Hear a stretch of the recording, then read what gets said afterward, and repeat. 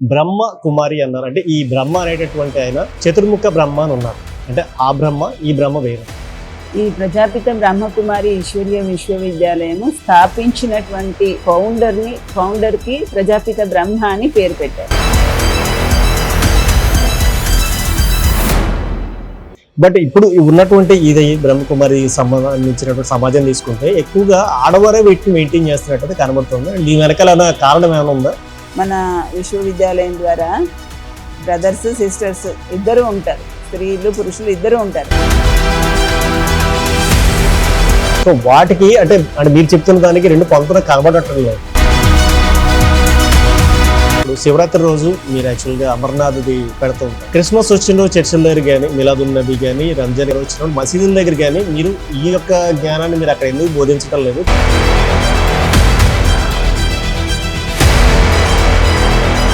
ఏముంది, వాళ్ళకి ఒకటే, ఇంకా ఏది పట్టుకున్నారో అదే పట్టుకొని ఉంటారు.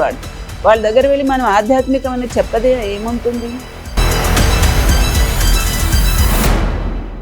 ఆరోగ్య సమస్యలు ఏమైనా వస్తే కనుక అంటే దీనికి సంస్థ భరించదు, ఏదైతే ట్రీట్మెంట్ ఉందో అది మీ ఇంటి దగ్గరే చేయించుకోవాలి అని కూడా చెప్తారట. ఇందులో వాస్తవం.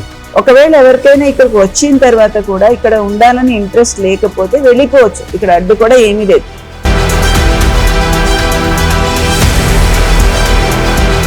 బ్రహ్మచర్యము, గృహస్థాశ్రమము, వానప్రస్థము, ఆ తర్వాత సన్యాసము. మీ దాంట్లో డైరెక్ట్ గా మీరు? మా దాంట్లో డైరెక్ట్ లేదు. సన్యాసం,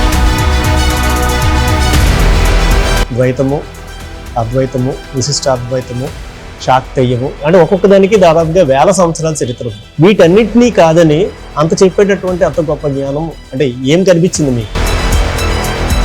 ఎన్నో వివాదాలు ఎదుర్కొంటున్న బ్రహ్మకుమారి సంస్థ నిర్వాహకులతో మా డోరిస్ టీవీ ప్రతినిధి ఫేస్ టు ఫేస్ అతి త్వరలో మీ ముందుకు.